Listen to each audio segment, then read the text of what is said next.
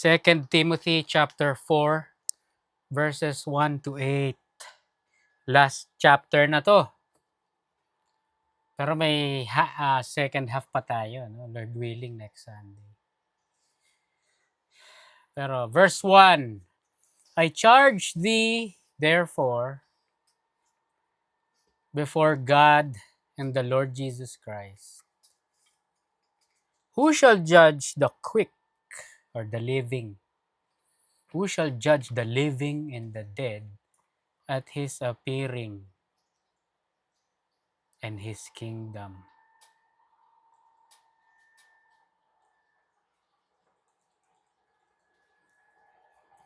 Minention ni Paul dito yung witnesses para i-impress o i-imprint kay Timothy yung pagiging serious nitong command na to. I command you before God and the Lord Jesus Christ. Sasabihin ng mga tao, only God can judge me. No? Pero dito makikita mo who's the judge. No? The Lord Jesus Christ, who shall judge the living and the dead? Sasabihin ng tao, God, Jesus will never judge. He's all love, no? But he's gonna come back. He'll be the judge. No? We shall judge the quick and the dead at his appearing and his kingdom. So the witnesses, ang ginamit niyang, ang minention niya dito is before God and it's before the Lord Jesus Christ. Before His kingdom. It's sarang sinasabing, I command you in the highest. No? I command you by the heavens. Parang gano'n. Naintindihan nyo? By the kingdom. Very important.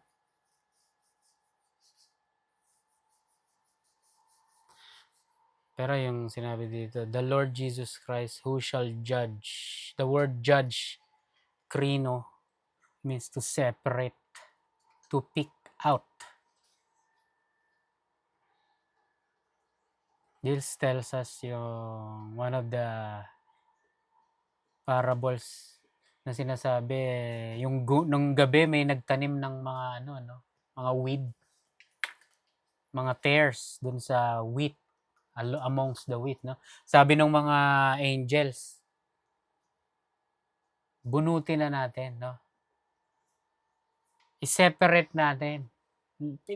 Let's pick out the no. Ang sabi nung master, na wag, na dahil baka pag ginawa niya yan, tanggalin niya yung mga weed, mga masamang damo. Baka pag ginawa niya, pati yung hindi masamang damo, mabunot niyo. Pero dito malalaman mo kung sino ang magpipick out. No? Kasi all-knowing. Alam niya.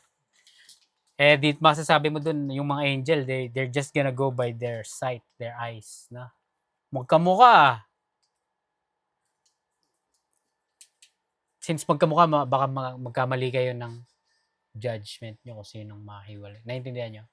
Pero dito, the Lord Jesus Christ, who shall separate or pick out the living and the dead. Sino yung living and the dead dito? No?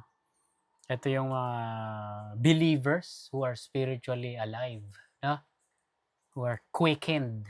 Ibig sabihin, made alive by God. The living. And the dead, the unbelievers. No? Who are pretending they're pretending to be alive. Pero tanim lang pala ng demonyo. So I command you, Timothy, before God and the Lord Jesus Christ and by the heavens. Verse 2, preach the word. Ito yung command. Preach the word.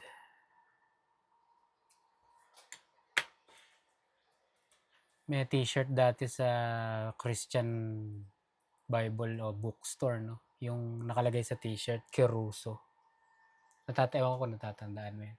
Ibig sabihin ng Greek word na keruso, preach. Preach the word. Ibig sabihin ng preach is basically, proclaim, publish. Preach the word. Publish the word. Proclaim the word. Sa Tagalog, simple-simple. Sabihin nyo. Ikalat nyo.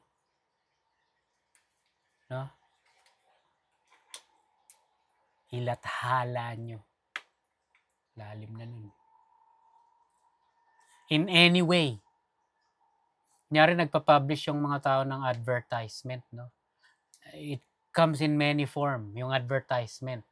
It could come as a spam email.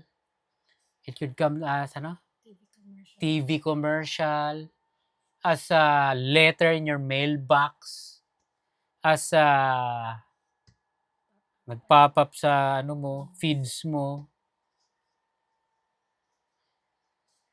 The same with the word, preach the word, the gospel, the truth. We can publish that in many kinds of ways. It could be in a gospel tract or a written letter. Isulat mo yung gospel, i-print mo by the hundreds, by the thousands, ikalat mo, i-publish mo. Naintindihan nyo? And you don't need to talk. Sa totoo lang. Shinare nyo na yung gospel. Ngayon, kung itatapon yun, that's not your fault, no?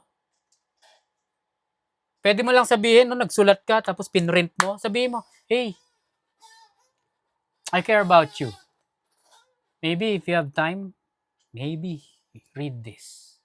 Naintindihan nyo? That's one way to publish it. Meron namang tao sa page nila, sa Instagram, o Facebook.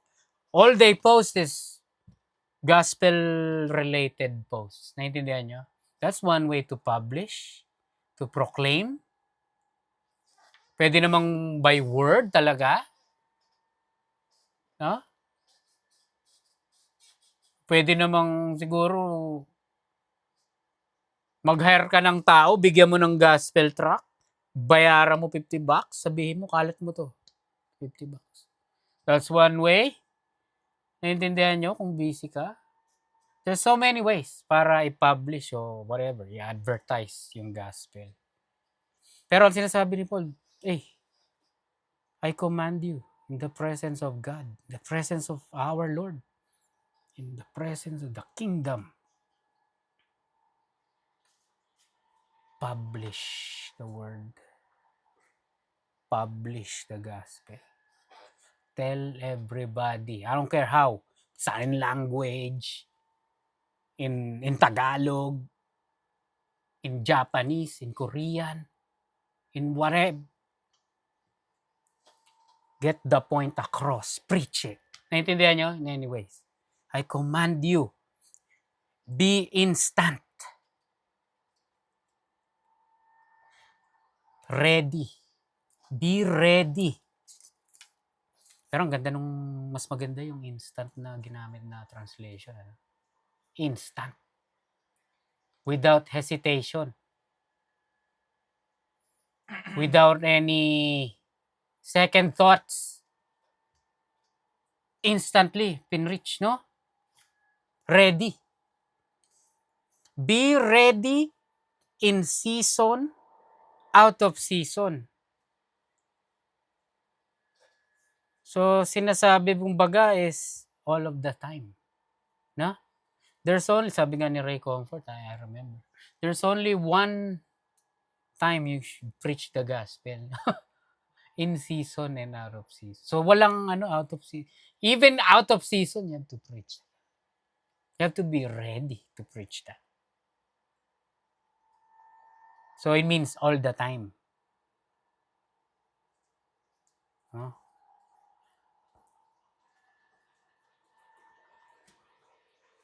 Reprove,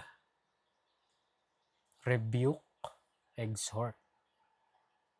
Ano ibig sabihin ng reproof, no? Reprove it came from reproof. proof. Our proof is the scripture, so we go in by the scriptures when we tell people about God, no? Because there's no other written documents para ipakita kung ano nangyari in the Old Testament and in the New. This is our proof. Reproof, rebuke, or correct, confront, exhort, ano yun? Encourage. So, sinasabi dito, yung preaching is, it could be towards the non-believers. It could be towards the believers. No? Itong action na to, nagaganap sa outside the church and inside the church. Naintindihan nyo? You can encourage the brethren, you can correct the brethren, you can sharpen each other like iron sharpens iron. No? And you do this with all long suffering and doctrine. Doing this with patience, slowness in avenging wrongs. So, alam mo yun, you're not quick to anger, quick to argue, and you're, alam mo yun, gentle. No? Hindi ko yung, you have the demon. No? Hindi ba yun? This is talking about preaching the word, publishing the word. In long suffering and doctrine. So we have a teaching na pinanghahawakan, na, and we have to stay in that lane. Na. We don't need to go to the book of Quran, yung sa mga Muslim. We don't need to go to the book of Mormon. Na. We have our doctrine, our teaching. Na. And that's our only source of teaching. Naintindihan nyo? Be biblical, kumbaga yun na sinasabi. Consistently in truth. Verse 3, for the time. So bakit? Bakit kita inuutusan? And I'm emphasizing the urgency. Ha? Verse 3, for the time will come when they will not endure sound doctrine. May darating daw na time na may itong mga tao, they will not endure or bear or hold or sustain. Hindi na nila makakayanang tanggapin. They will not endure sound teaching. Parang 2 Timothy 3:1, no? This know also that in the last days perilous times shall come. Ibig sabihin ng perilous, hard to bear or hard to hold, hard to tolerate or difficult.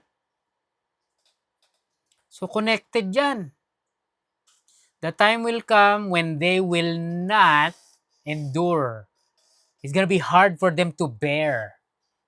It's gonna be hard for them to tolerate sound doctrine. That's insane. Pag imagine niyo yung picture na yun, hindi sila masaya about the truth. Naintindihan nyo? Bakit kaya? But after their own lusts shall they heap or seek additionally to accumulate further. Magdadagdag. But after their own lust, magdadagdag sila to themselves, teachers, having itching ears. So darating daw yung araw na ayaw nila ng truth. But what they're gonna do instead is get themselves teachers na nagke-cater sa sarili nilang lust o desire. Yung gusto nila na mas, alam mo yun, having itching ears. Pag nangate ka, may specific na kamot at on point na kamot, no? Yan, pag nagpakamot tayo, no? Taas, baba, lakasan mo, diinan mo. Naintindihan nyo?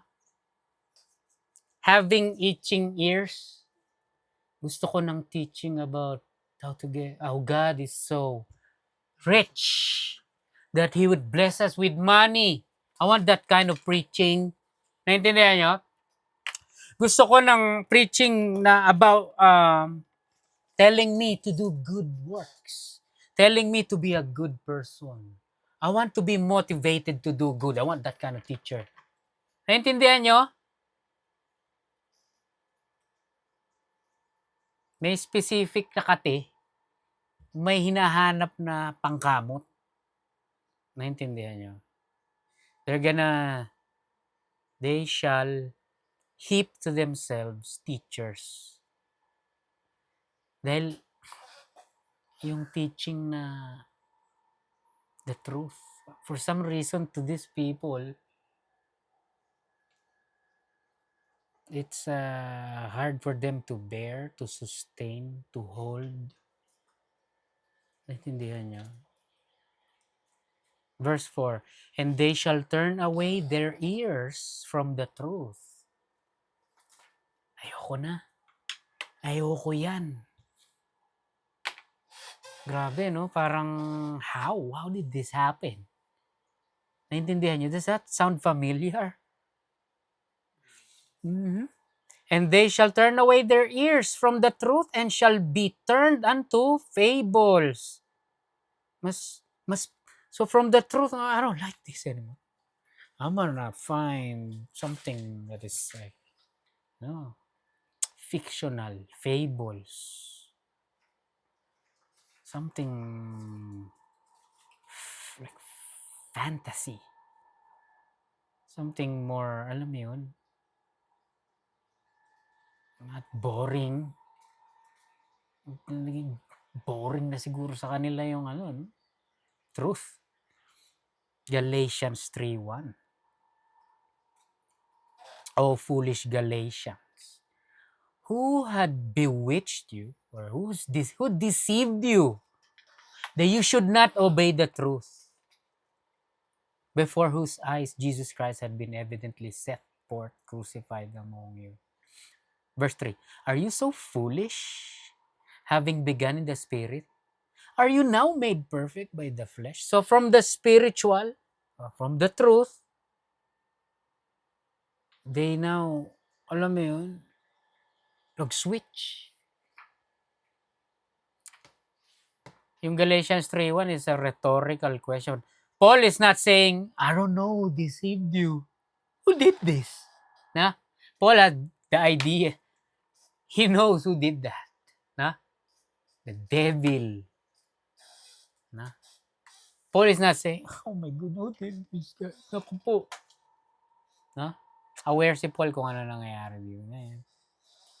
Nasunggaban agad sila ng yung flock, na pasukan agad ng wolves. No?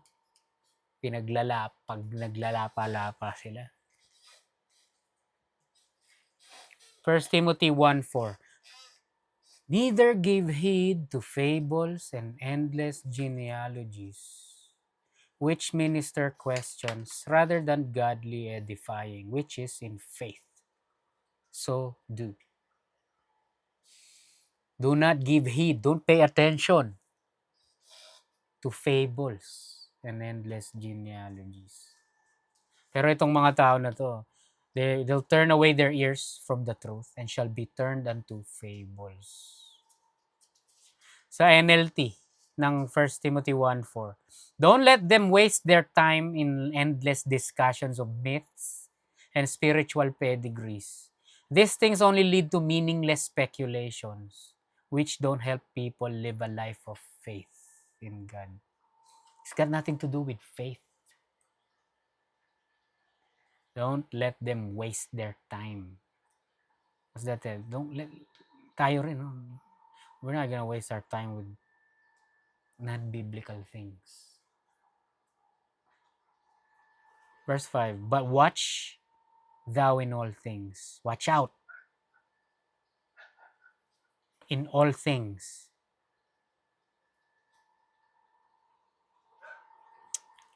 Parang be awake. Huwag ka tutulog. Endure afflictions. Afflictions, trouble, hardships. Endure it. Saluhin mo yan. Damahin mo yan. And keep going. Don't give up. Kahit may mga troubles. Kahit may trouble that's coming your way. No? Either discouragement, either demonic oppressions, demonic accusations, persecutions, mga lalapit sa'yo,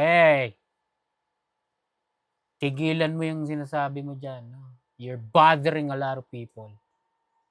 No? You're disturbing the peace. You need to go home and shut up. Dami kong nakikita. May makikita ka niyan sa online, no? Lately, may nakita ako eh. May kaibigan siyang bakla. Nasa restaurant sila. May nagpipreach dito sa kanto. So ito, he tried to fight the preachers. You're offending my gay friends. If you preach another one, I'm gonna punch you in the mouth. Grabe. Sinasabi ng mga preacher, no? God loves you, you know. We don't mean to offend your friend. We're trying to, I'm telling you, you need to stop. Kinuha pa yung speaker niya, babato na gano'n. Naputol na yung video pero grabe. So may mga ganong klaseng mangyayari. We have to keep going. We don't, alam mo yun, ayoko na.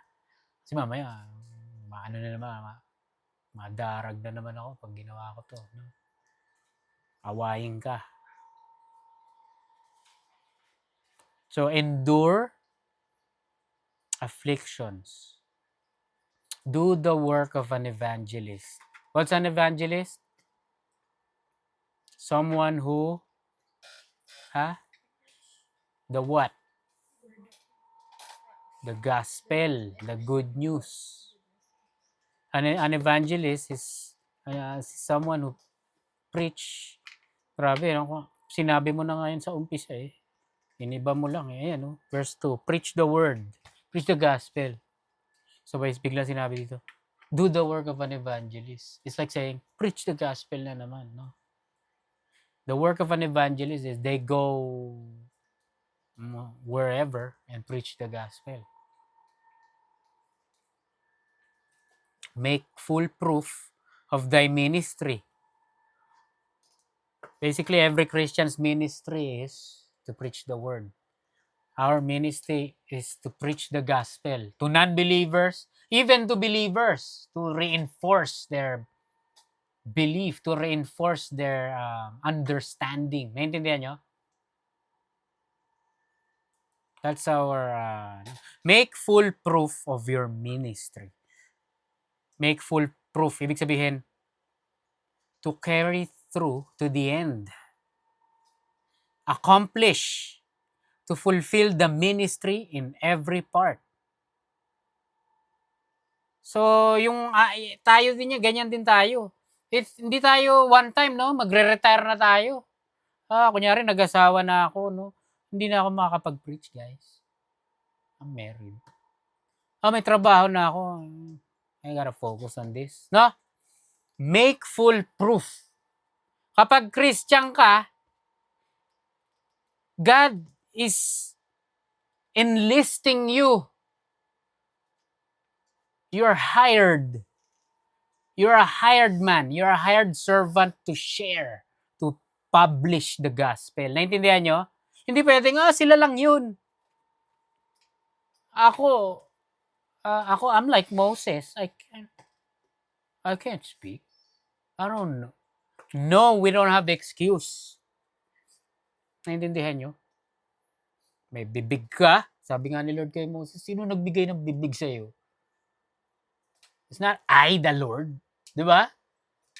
Kaya kita binigyan yan, basically what God is saying, kaya kita binigyan niya para ma-share mo yung word, the truth, my truth. Naintindihan nyo? So, walang excuse. Unless pipi ka, mag-sign language ka. May kamay ka, i-text mo na lang. No? Mag-print, mag-type ka sa papel, print mo. Ano? That's preaching, that's publishing. Naintindihan nyo? I saved you for the very reason that I'm using you for my glory.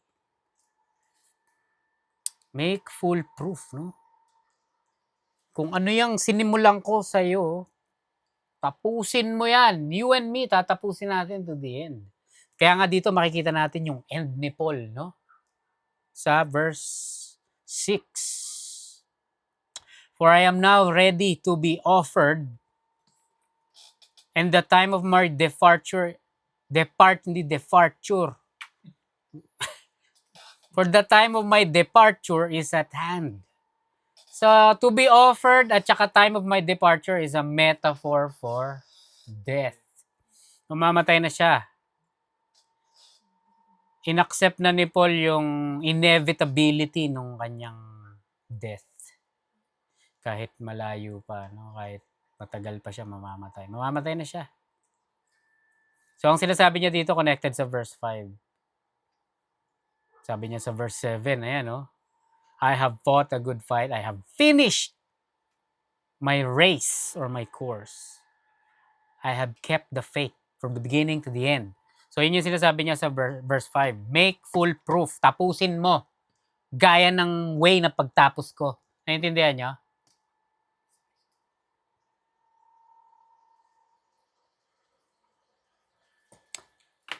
I have fought a good fight. Minention niya yan sa 1 Timothy 6:12, no? Fight the good fight of faith. Lay hold on eternal life, whereunto thou art also called, and has professed a good profession before many witnesses. I have finished my race. Yung Greek word, yung race, career. Parang he's basically saying, verse 5, I finished my ministry, my career as a preacher, as an evangelist, as an apostle. That's my career. Naintindihan nyo? I finished it. I want you to finish yours. Finish your race. We are put on a track, on a race track, on a specific individual career, no? Maybe yung race track ni Paul is sobrang tagal, ang haba. Yung sa'yo, yung race track mo, mga 5 likuan lang. Pero 10 ikot, 10 laps. Sa'yo, 5 20 laps. But we all have a race to finish. Naintindihan nyo? Different career, different length of course. I've kept the faith.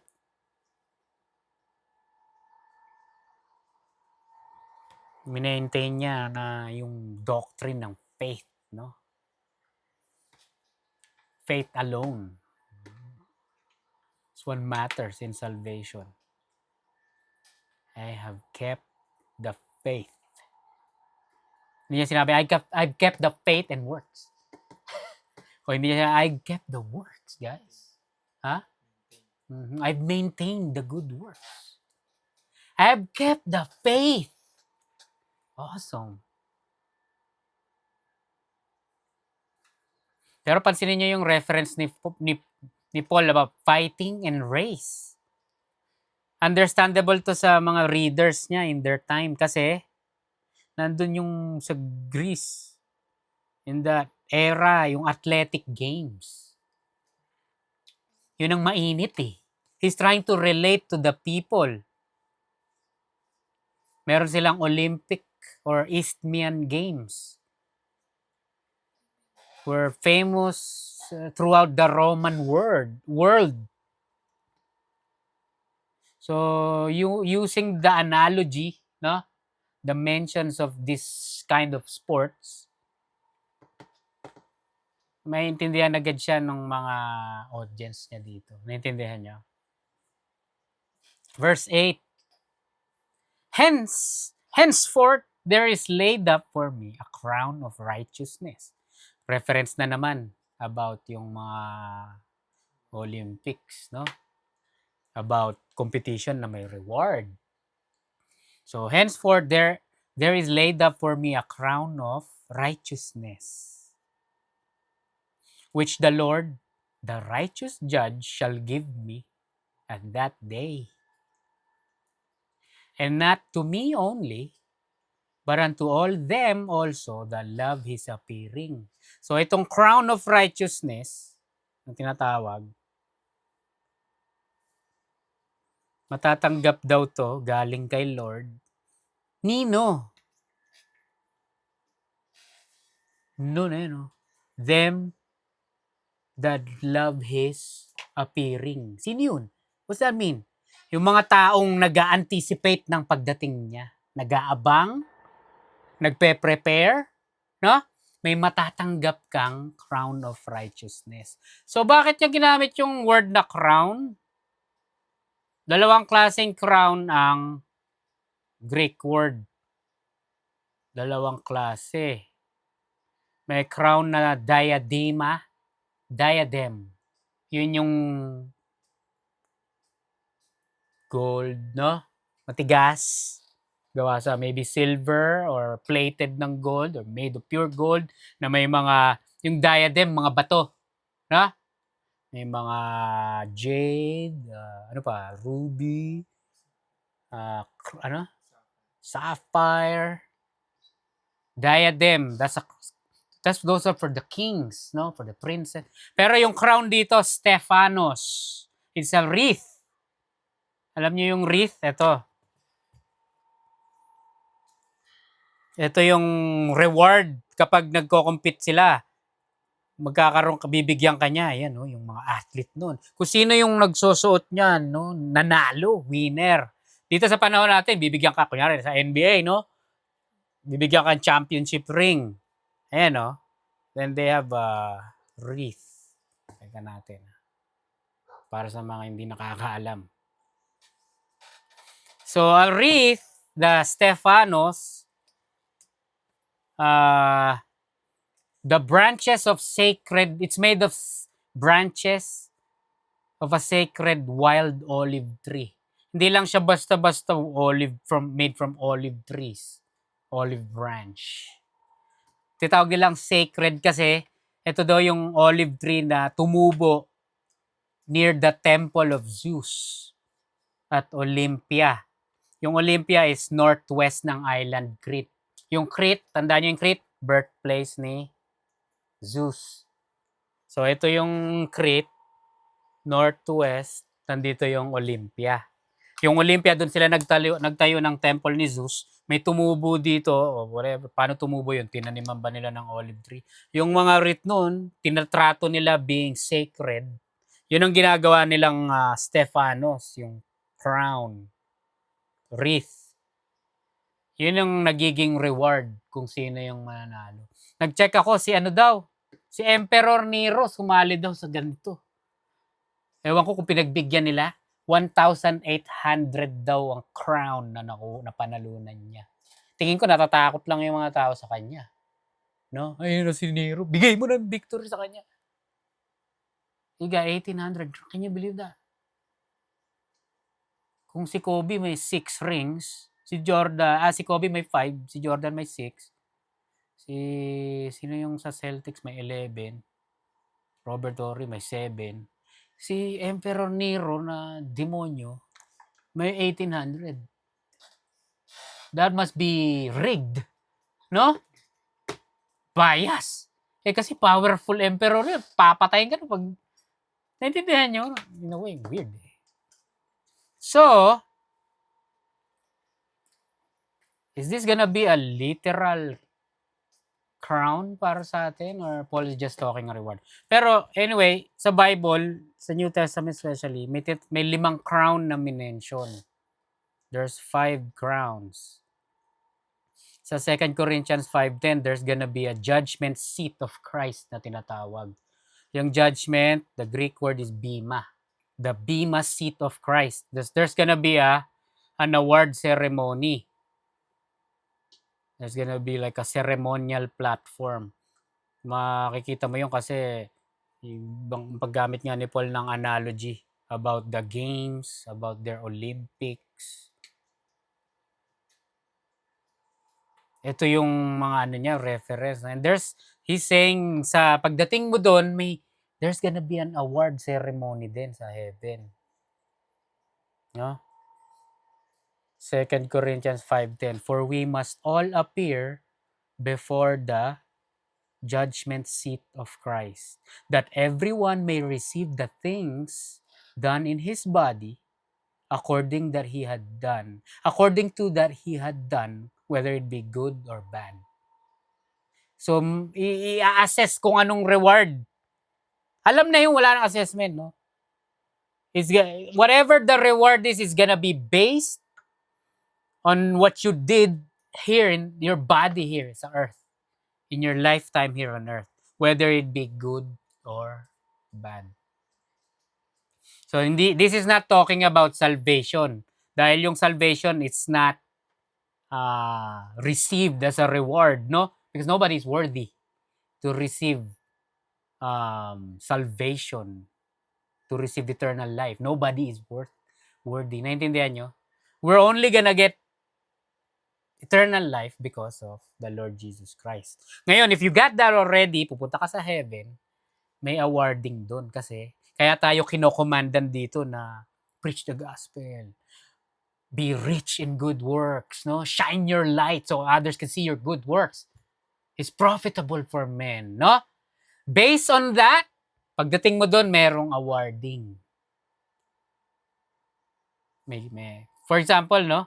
What is this good and bad, whether it be good or bad, that you've done? So 1 Corinthians 3:10-15, according to the grace of God which is given unto me, as a wise master builder, I have laid the foundation, and another builded thereon. But let every man take heed how he builds thereupon. For other foundation can no man lay than that is laid. So, na-lay na yung foundation si Lord yung foundation. No? The righteousness of Jesus Christ is our foundation. Verse 12, now if any man build upon this foundation, they build using gold, silver, precious stones, wood, hay, stubble. Every man's work shall be made manifest, for the day shall declare it, because it shall be revealed by fire. And the fire shall try every man's work of what sort it is. Verse 14, if any man's work abide, or if it survives the fire, quality, he had built thereupon, he shall receive a reward. A reward. If any man's work shall be burned, he shall suffer loss. But he himself shall be saved, yet so as by fire. Ang sinasabi dito, wala kang makukuhang reward. So following verse kasi, gumamit ka ng mga hindi quality na materials. Gumamit ka ng straw, hay, wood. Pag pinicture mo, straw, hay, wood, damo, dayami. Masusunog talaga yon. So, ano yun? Ibig sabihin nun? For example, yung works, no? Kunyari, tumulong ka sa tao, ang i-judge sa'yo, ano bang ano mo? I-evaluate yung the underlying motivation. Ano bang intent mo? Bakit mo ginawa yun? No? So, hindi lang yung action ng i-judge. What's inside that when you did that? Tumulong ka, no? Pero tumulong ka para pala mapansin ka lang ng tao, no? You really don't care about the people. That's saying yung quality nun is you basically used hay, wood, straw, mga non-quality materials. Naiintindihan nyo? Pero pag tumulong ka dahil out of love, no? Out of the genuine genuine love that you have for your fellow human being, because you get the same heart of your Lord, no? Those are quality works. Naintindihan nyo? Naintindihan nyo yan? You're gonna be rewarded. Ngayon,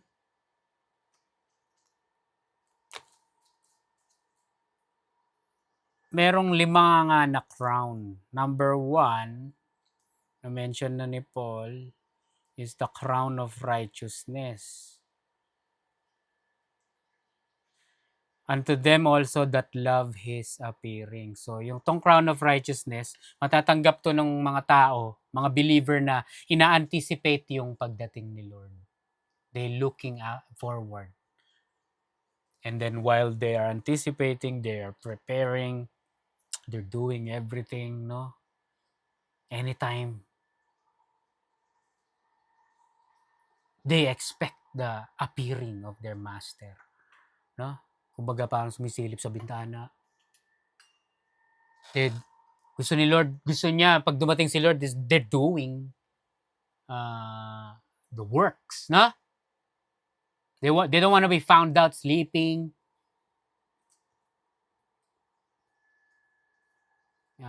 Busy sa ibang bagay, no?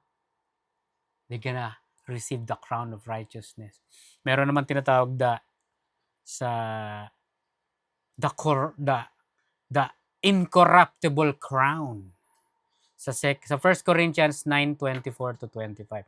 Know ye not, they which run in a race run all, but one receive the prize? So run that you may obtain. And every man that strived for the mastery is temperate in all things.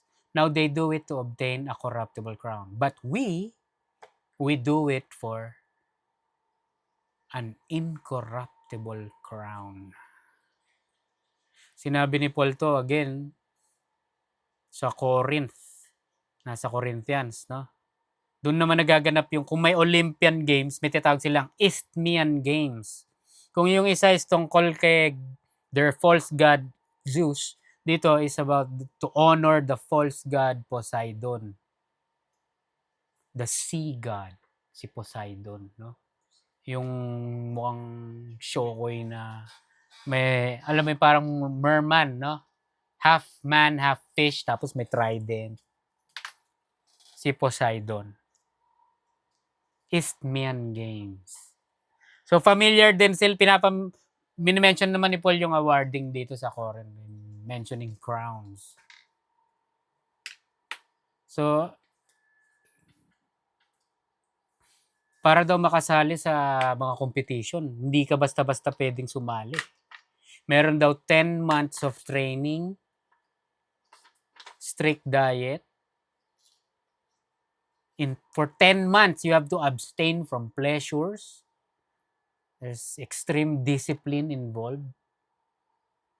And then, pag nakitaan ka nun for 10 months, pasok ka dito sa mga competition na to.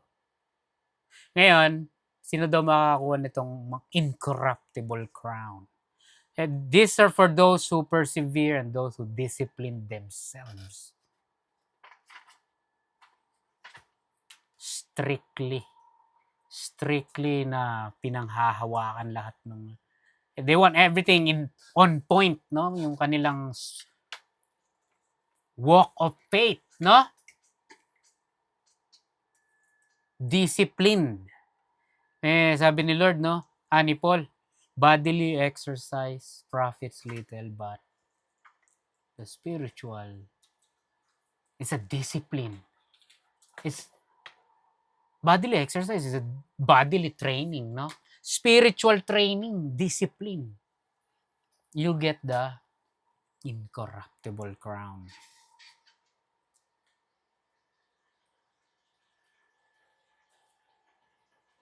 Number 3, crown of life. Crown of life. James 1:12. Blessed is the man that endures temptation, for when he is tried, he shall receive the crown of life which the Lord had promised to them that love Him. Minention din tong crown of life sa Revelation 2:10. Be thou faithful unto the end, and I will give thee a crown of life. Sa James 1:12 is talking about love, no? So dito naman, faithful unto death. So this is talking about a faithful love. Hindi ka tumitingin sa mga iba-ibang mga views, idols. Naintindihan nyo? It's a loyal love for the Lord. Faithful. Kunyari, ikaw faithful ka sa asawa mo. You don't cheat. You don't look to the left, to the right. You don't make up a dating profile and swipe right all the time, whatever. No? You are loyal to your love, faithful to her or him, whether she's not around or he's around or not. I will give thee a crown of life.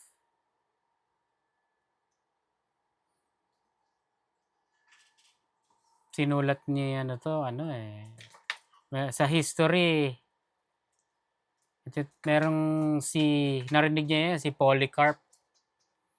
Kilala ni Polycarp si John, disciple yata ni John to. First disciple. Wala sa Bible to, pero si Polycarp kilala daw niya si John. Namatay to dahil nung time nila yung persecution, no? Sinabihan siya na mag-dedicate o mag-burn daw siya ng incense to worship the statue of the Emperor Caesar, no? Sabihin daw niya, curse Christ and swear by Caesar and you will be set free. You will live. If you do this, you will live. Sinabi ni Polycarp, how can I blaspheme the king who saved me? Ayun. He was burned alive in the stadium of Smyrna. Nandun din to sa area nila. So to the death, no? Faithful unto death, literal. I will give thee a crown of life. So kanino yung crown of life? For those who love the Lord faithfully to the death. Siguro to those who died in persecution, no? They get a special crown, the crown of life. Number 4, crown of glory. 1 Peter 5:2-4. Feed the flock of God which is among you, taking the oversight thereof, not by constraint. Hindi na pipilitan. Alagaan nyo daw yung flock, wag na pipilitan. But willingly, not for filthy lucre. Hindi pa pera. Hindi kasi may bayad, no? Gagawin ko to kasi may bayad. But of a ready mind. Neither as being lords over God's heritage, no? You boss around the flock. But being an example to the flock. And when the chief shepherd shall appear, ye shall receive a crown of glory that fadeth not away. Crown of glory. Kanino yon? For those who lead the people of God. They lead the people of God.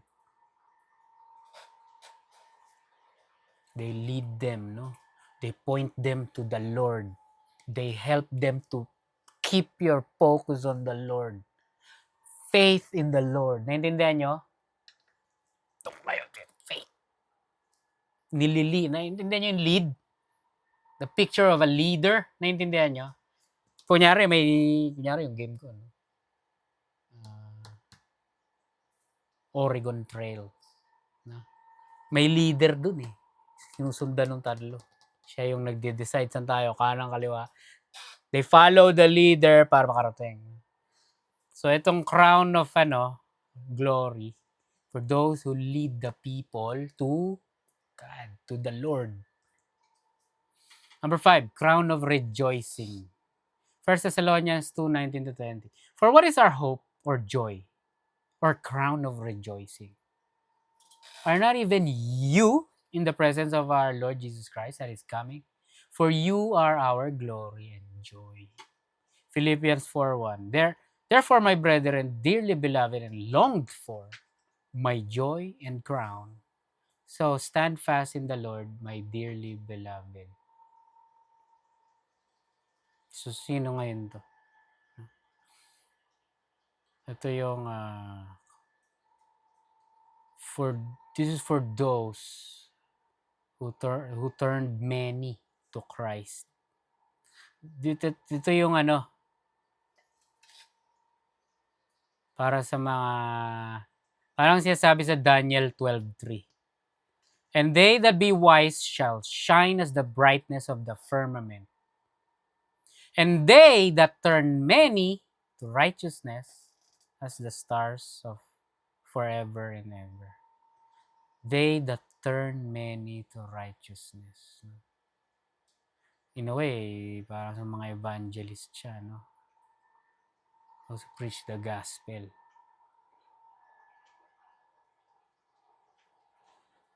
Kung tutusin, parang kapareho ng crown of glory. Pero hindi. Ito, there's already an established people of God, mga believers na. Naintindihan nyo?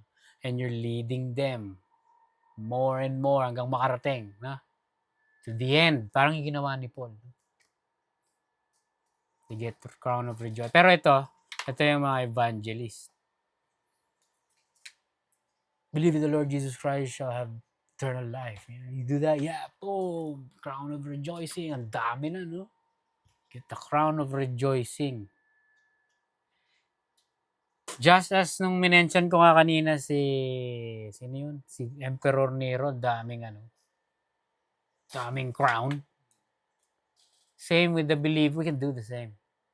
If you can do this, you can get multiple crowns. No? Whether this gonna be literal crowns or any kind of heavenly reward, we don't know. But do we really don't know? Revelation 4:10-11. The 24 elders, or the 24 elders, fall down before him that sat on the throne and worship him that lives forever and ever, and cast their crowns before the throne. So itong symbol ng 24 elders, this is a symbol of the church. The glorified, the complete church. Naintindihan nyo? General na reference. Anong ginawa nila? They cast their crowns before the throne. They cast their crowns at the feet, saying, "You are worthy, O Lord, to receive glory and honor and power. For thou hast created all things, and for your pleasure they are and were created." So makita mo na hindi nila kinip yung crown. They did not hold on to it and displayed it and show off. Sinole. Kasi after all, no?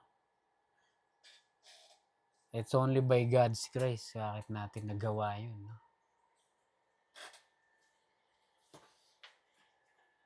No, sabi nga sa Romans 7, in me dwelleth no good thing. Magagawa ba nating mag-share ng eternal gospel for people to get eternal life? We're gonna have that selfless care and share them and go our way, go preach the gospel. Magagawa ba nating mag-lead consistently to the end? Magagawa ba nating, alam mo yun, mahalin yung God, which is a spirit, cannot be seen? Hindi nga makikita yun eh. It's only by Him that we get to see Him and know Him, no? Hindi natin magagawa yun. No? It's only because of Him. Hindi natin magagawang mag-persevere, mag-discipline yung sarili natin by our own effort. No? We can't love the spiritual God and anticipate His coming by our own. That's why kinast nila yung gesture niya yun is like the ultimate gesture of worship. No? Minsan pag may na-achieve ka, you don't want, okay, may possession ka na is a prized possession to you. You don't want people touching that. No. For example, meron kang gaming device, no? Oo. May controller ako dito na wag yung main, akin to eh. Meron kang yung tagsa-10 lang na controller, no? Bawal mo hawakan. O teka, lalagyan ko muna ng case. Hindi mo pwedeng hawakan. No. Kasi it's a valuable, prized possession of yours. Hard-earned. No? Yung bahay mo na binabayaran at pinaghirapan. You don't want people coming in here without your approval. No, without your without you knowing, no? They must acknowledge you as the head of this or whatever, no? Because it's your house. No? Pero dito yung kanilang possession na in a sense in the earthly realm, in an earthly sense, in a fleshly sense, they worked hard. The believers, no? They worked hard for their crown. They cast it on the feet of the Lord. Naintindihan nyo? The worthy Lord.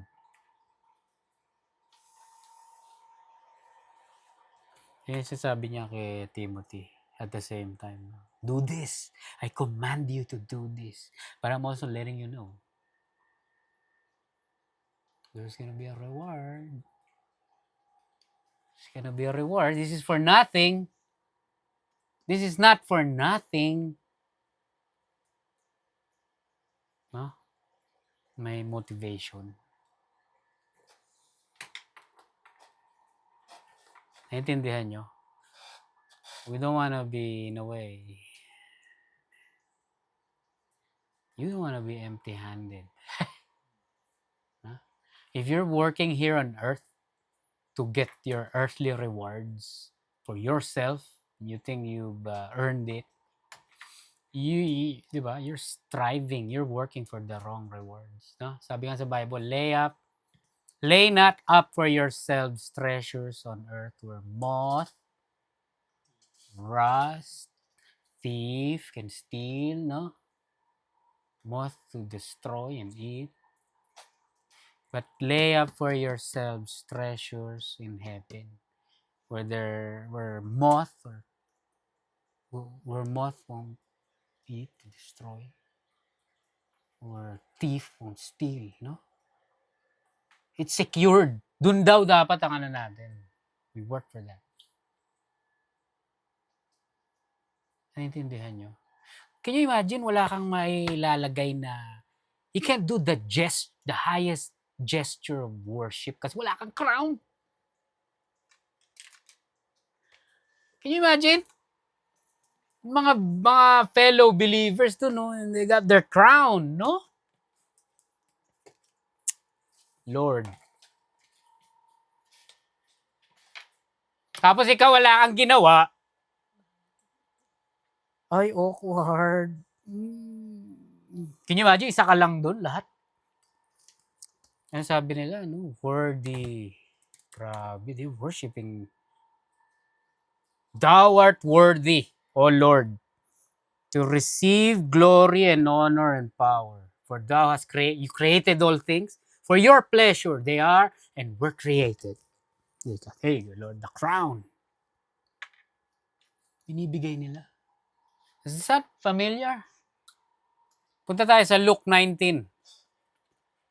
11:27. And as they heard these things, he added and spake a parable because he was near to Jerusalem, and because they thought that the kingdom of God should immediately appear. 19:11-27. 12.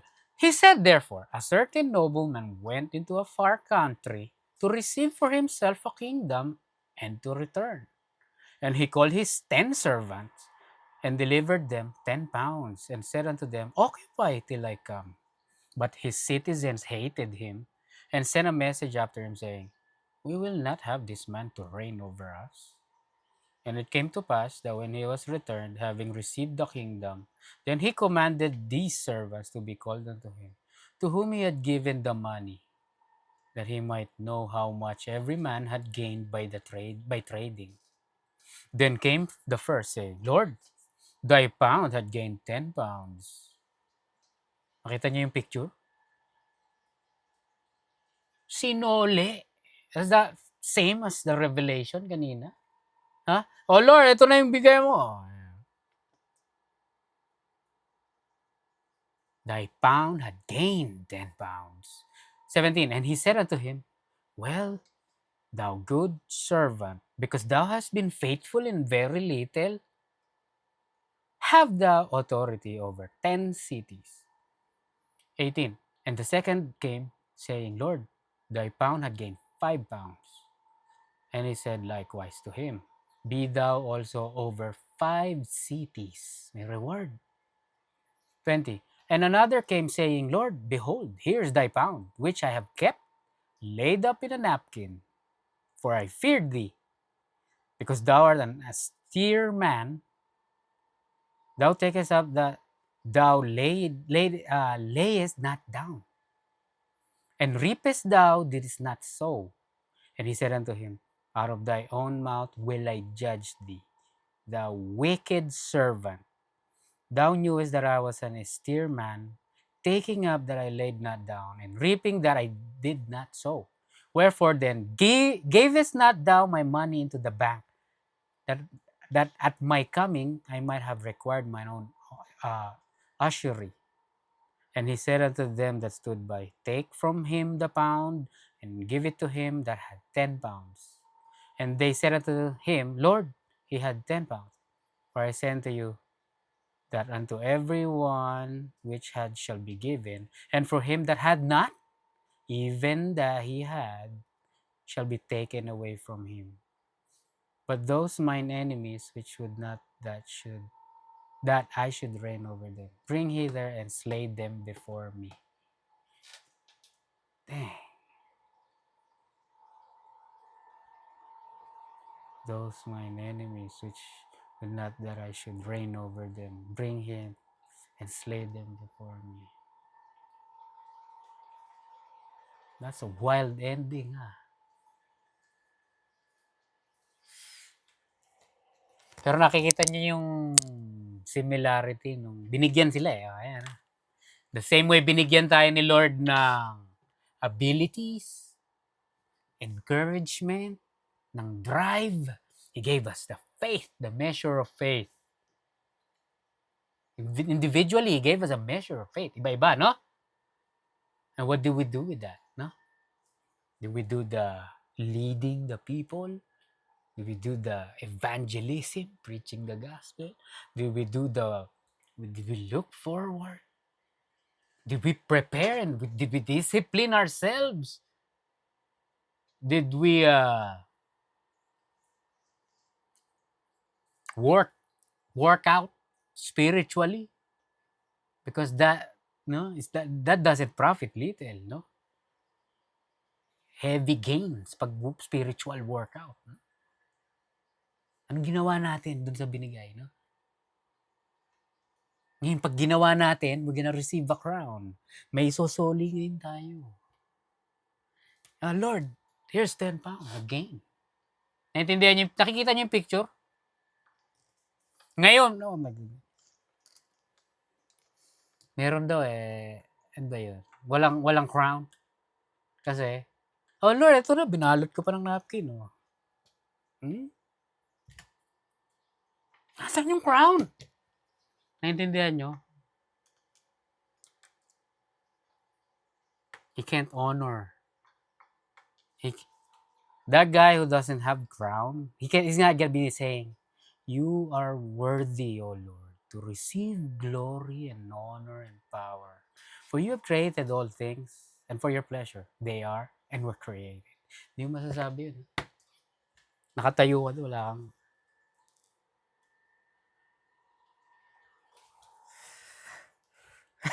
Diba? Man. So, that's it.